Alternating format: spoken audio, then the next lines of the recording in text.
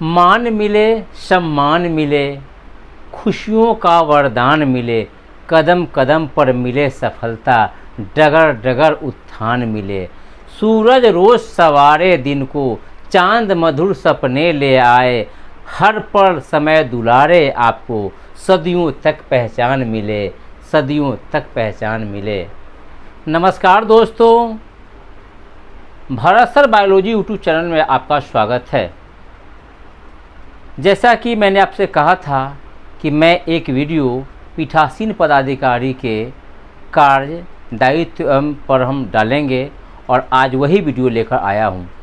यूँ तो आज का जो वीडियो है भले ही शीर्षक हेडिंग के रूप में मैंने पीठासीन पदाधिकारी का कर्तव्य और दायित्व दिया है, लेकिन जितने भी मतदान पदाधिकारी है, मतदान अधिकारी है, चाहे वो P1 हो, P2 हो, P3A हो, P3B हो, P3C हो, सभी को देखना चाहिए, क्योंकि चुनाव एक समूह कार्य है, एक सहयोग परक के काम है, टीम वर्क है, स्पिरिट वर्क है। इसमें सभी को मिलकर इस कार्य को संपन्न किया जाता है। लेकिन आइए पीठासीन पदाधिकारी का कार्य एवं दायित्व, कर्तव्य एवं दायित्व की हम बात करते हैं, थोड़ा हम फोकस करेंगे। जैसा कि आप सभी जानते हैं कि पीठासीन पदाधिकारी होने के नाते आप मतदान केंद्र के सर्वाधिक महत्वपूर्ण अधिकारी होते हैं। आपको मतदान केंद्र में मतदान प्रक्रिया संचालन एवं प्रभाराधीन मतदान केंद्र के कार्यवाही की नियंत्रित करने हेतु संपूर्ण विधिक शक्तियाँ प्राप्त है। साथ ही आप मतदान केंद्र में घटित होने वाली समस्त गतिविधियों के प्रति आप पूर्ण रूपेण उत्तरदायी है। यह आपका प्रथम कर्तव्य एवं दायित्व है कि आप अपने मतदान केंद्र में स्वतंत्र एवं निष्पक्ष मतदान सुनिश्चित करें, और इसके लिए आवश्यक है कि आप चुनाव संचालन से संबंधित कानून एवं प्रक्रिया तथा चुनाव आयोग के निर्देशों एवं उसके सभी दिए गए नियमों से भली भांति परिचित हो। तो आइए, आप मतदान पदाधिकारियों में पीठासीन पदाधिकारी हैं और आप सबसे महत्वपूर्ण अधिकारी है, चुनाव की संपूर्ण जिम्मेवारी आपकी है। तो आइए, एक पीठासीन पदाधिकारी प्रिजाइडिंग ऑफिसर के कौन कौन से कर्तव्य और दायित्व है। तो फ्रेंड्स, पहला कर्तव्य है कि मतदान केंद्र की अवस्थिति एवं आने जाने की मार्ग का स्पष्ट ज्ञान, यानी एक पीठासीन पदाधिकारी को उनका बूथ कहाँ है, मतदान केंद्र कहाँ है, जैसे ही वो रिसीविंग सेंटर पे जाते हैं तो वहाँ से उनके बूथ पे के रास्ते कहाँ, इसी से कितनी दूरी पे क्या है, उसकी लोकेशंस, उनकी जानकारी होनी चाहिए। दूसरी चीज़, मतदान दल के सदस्यों के बीच समन्वय। जैसा कि पता है कि 6 सदस्यीय मतदान दल के आप लीडर हैं, आप मुखिया है, तो उसमें कोऑर्डिनेशन, एक समन्वय, चूँकि आपके वो अंग है, अगर आप पेड़ है तो आपकी वो शाखाएं हैं, तो उसके साथ कोऑर्डिनेशन बनाना भी आपका कर्तव्य है। तीसरा, ईवीएम एवं बैलेट बॉक्स द्वारा मतदान संचालन हेतु विहित नियम एवं प्रक्रियाओं के बारे में नवीनतम स्थिति से स्वयं भली भांति अवगत होना। जी हाँ, इस बार का चुनाव ईवीएम और बैलेट बॉक्स दोनों से होना है। 4 पदों के लिए ईवीएम का प्रयोग होंगे, जैसा कि पंचायत, ग्राम पंचायत सदस्य, ग्राम पंचायत मुखिया, पंचायत समिति सदस्य और जिला परिषद सदस्य। 4 ऐसे पद हैं जिनका चुनाव ईवीएम से होना है, जबकि 2 पद पंच एवं सरपंच का बैलेट बॉक्स से होना है। तो ऐसी स्थिति में आपको एक पीठासीन पदाधिकारी होने के नाते इसकी संचालन हेतु विहित नियम एवं प्रक्रियाओं के बारे में नवीनतम जानकारी, अपडेट क्या इन्फॉर्मेशन है, उससे आपको अवगत होना पड़ेगा। चौथा, मतदान सामग्री का पूर्ण ज्ञान होना जरूरी है। मतदान सामग्री, क्योंकि आप जब युद्ध में जाते हैं तो आपके हथियार होने चाहिए, आप चुनाव कार्य में जाते हैं तो आपकी पास सामग्रियां होनी चाहिए। आखिर वो सामग्रियां कौन कौन है, इसका विधिक जानकारी, इसकी सटीक जानकारी है कि नहीं। तो आइए, सर्वाधिक महत्वपूर्ण सामग्री कौन कौन है। सामग्रियां बहुत तरह की, कुछ ऐसी सामग्रियां हैं जो आपको छूट जाता है, नहीं मिलता है तो कहीं नहीं मिलेगा। तो वो कौन सामग्रियां है जो उसे हम सर्वाधिक महत्वपूर्ण श्रेणी में रखते हैं। ईवीएम, इस बार पंचायत चुनाव में ईवीएम में कंट्रोल यूनिट और बैलेट यूनिट होंगे, 4 पद इससे होने हैं। बैलेट बॉक्स मतपेटिका, बैलेट पेपर मतपत्र, मतदाता रजिस्टर जिसे हम पूर्व से 17 क या 17A कहते आए हैं, निर्वाचक नामावली की चिन्हित प्रतियां। निर्वाचक नियमावली की चिन्हित प्रतियां का तात्पर्य है फ्रेंड्स कि रिसीविंग सेंटर पर आपको वैसी निर्वाचक नामावली वोटर लिस्ट दी जाती है जिसमें पोस्टल बैलेट और EDC इलेक्शन ड्यूटी सर्टिफिकेट के लिए जो मतदाता उसे चिन्हित के अलावा और कुछ उसमें अंकित नहीं होता है, उनके आपका ज्ञान होना चाहिए। साथ ही साथ आपको निर्वाचक नामावली की जो प्रतियां मिली है उसके क्रम सही है, उसके सारे पृष्ठ साफ साफ सतह है, वोटर का क्रमांक बढ़ते क्रम में एकदम है, कोई मिसिंग पेज तो नहीं है, इसका भी आपको ध्यान देना है। स्पेशल टैग सभी कंट्रोल यूनिट के CU में सीलिंग के समय आपको लगाना है, इसकी जानकारी होनी चाहिए। ग्रीन पेपर सील या पेपर सील भी इसे कहते हैं, ये भी EVM में आपको सीलिंग के समय कंट्रोल यूनिट में लगाया जाता है। स्ट्रिप सील से सील किया जाता है जिससे ABCD लिखा होता है। विभिन्न प्रपत्र चाहे वो खुला लिफाफा हो, स्टैट्यूटरी हो, नॉन स्टैट्यूटरी हो, थर्ड पैकेट हो, इसका सारे का प्रपत्र का आपको ज्ञान होना चाहिए। अमिट स्याही या मार्कर और टेंडर वोट बैलेट टेंडर मतपत्र जो CU से होना है, CU और BU से होना है, 4 पद के लिए EVM से होना है, उसके लिए 20-20 टेंडर वोट आपको मिलेंगे। आइए 5वां क्या कर्तव्य है, मॉडल मतदान केंद्र के अनुरूप एक समुचित मतदान केंद्र का सेटअप करना, यानी एक मॉडल मतदान केंद्र कैसा बनाना है। खास करके आयोग के निर्देशानुसार, बिहार निर्वाचन आयोग के निर्देशानुसार मतदान कोष्ठ की तैयारी किस तरह से करना है। पहले कौन के किसके कंपार्टमेंट होंगे, तो पहले ग्राम पंचायत सदस्य वार्ड के होंगे, ठीक उसके बाद ग्राम पंचायत मुखिया के होंगे, उसके बाद पंचायत समिति सदस्य के होंगे, उसके बाद जिला परिषद के होंगे और उसके बाद 5वां कंपार्टमेंट पंच और सरपंच के लिए बने होंगे। तो एक क्रम में एक सीक्वेंस में लगाना है। उसके बाद वायर दिखनी चाहिए, ऐसा सेटअप तैयार करेंगे कि पोलिंग एजेंट्स को वायर दिखनी चाहिए बैलेट यूनिट का। तो ये सब जानकारी आपको होनी चाहिए।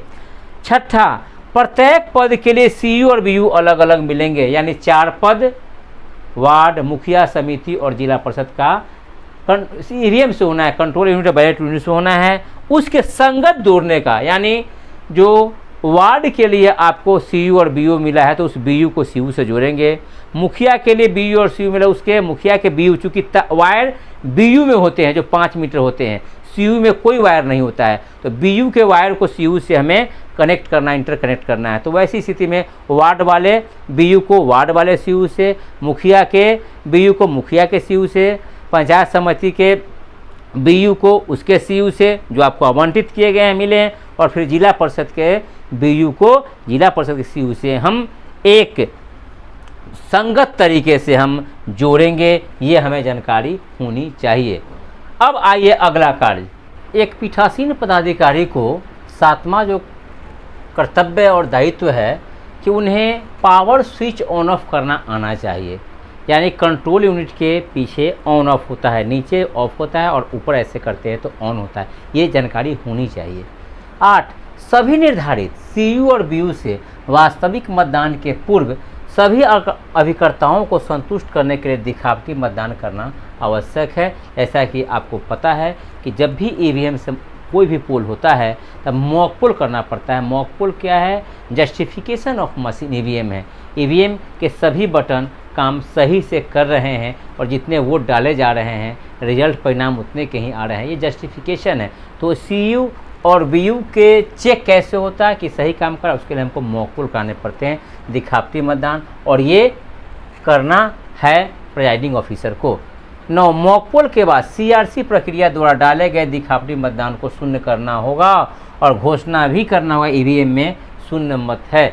इसका मतलब जो मॉक पोल के लिए आपने सभी बटन्स को, जितने उम्मीदवार है उसके एक एक को, चूँकि इस बार के बिहार पंचायत आम चुनाव 2021 में 6 पद के लिए होना है, जिसमें 4 पद जो है EVM से होना है, तो उसके लिए चारों पद के लिए आपको मॉक पोल करने पड़ेंगे। तो कम से कम एक मत अवश्य सभी पद के सभी उम्मीदवारों को कम से कम एक वोट जरूर डालना है और उसके बाद क्लोज करना है। जब वोट डाल देते हैं तो क्लोज करेंगे, फिर रिजल्ट दाबेंगे और क्लियर कर देंगे, अंत में शून्य हो जाएगा। तो हम वास्तविक मतदान के लिए हमारा मशीन तैयार होगा उसके बाद क्या करना है कि मतदान के पूर्व चारों सीयू और बैलेट बॉक्स को उपयुक्त तरीके से सील करना है। क्योंकि आपने मॉक पोल कर दिया है और आपको वास्तविक मतदान करना है, तो उसके पहले एक सीलिंग प्रक्रिया है और उस सीलिंग प्रक्रिया में सीयू में स्पेशल टैग हो, ग्रीन पेपर सील हो, स्ट्रिप सील हो, इसका प्रयोग होता है।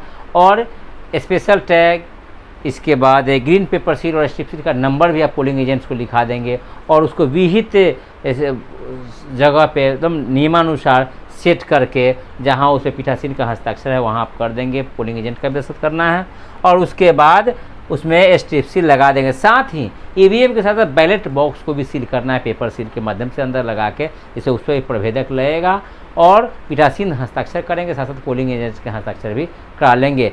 इस तरह से आपको सीलिंग प्रक्रिया करनी है।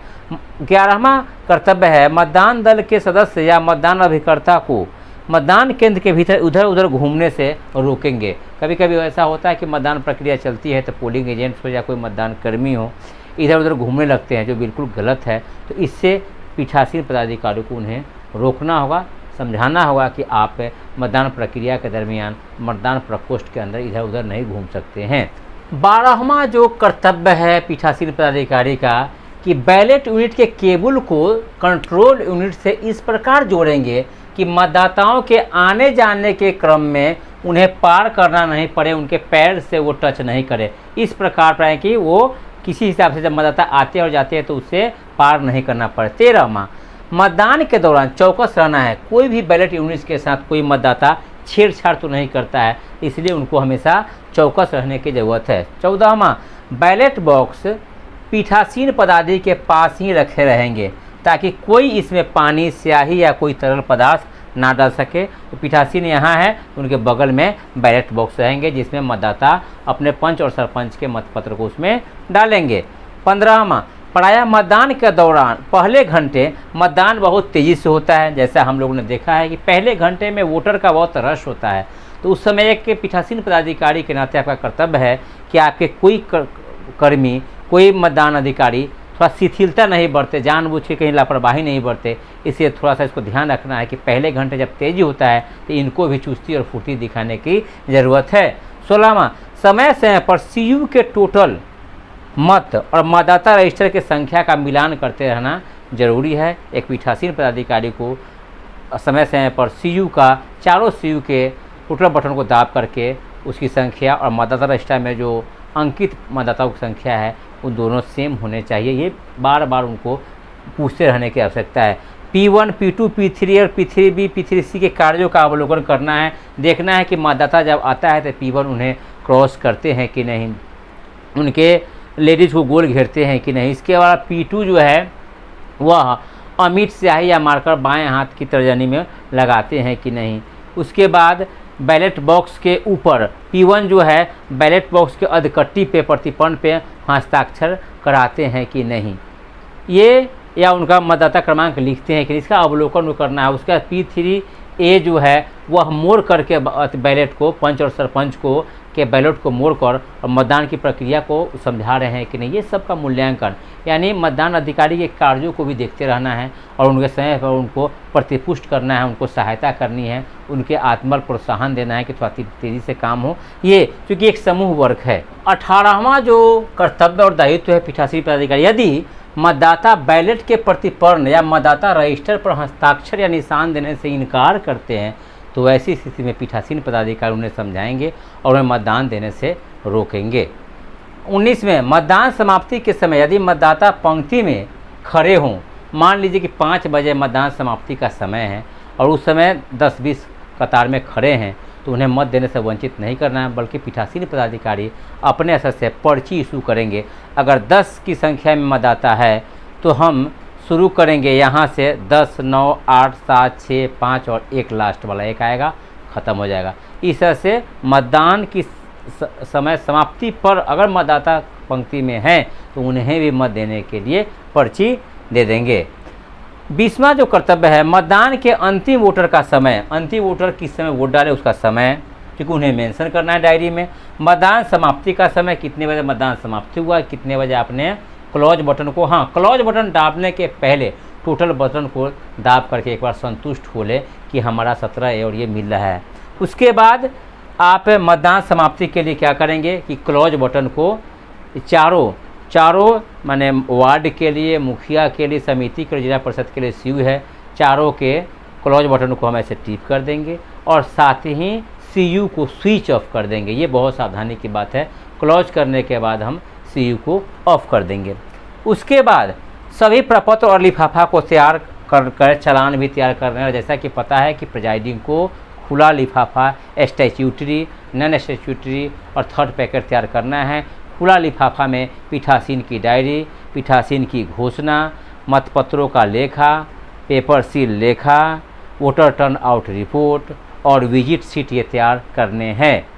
उसके बाद स्टैच्यूरी में 9 पैकेट होंगे, नॉन स्टैच्यूरी में 7 पैकेट होंगे और थर्ड पैकेट आप मतदान समाप्ति के पास तैयार कर लेंगे और एक चालान बना लेंगे। चालान जो रसीद है, जब आप सामग्री जमा करते हैं तो उसकी रसीद लेंगे कि मैंने ये सामान को मतदान समाप्ति के पश्चात जमा किया है।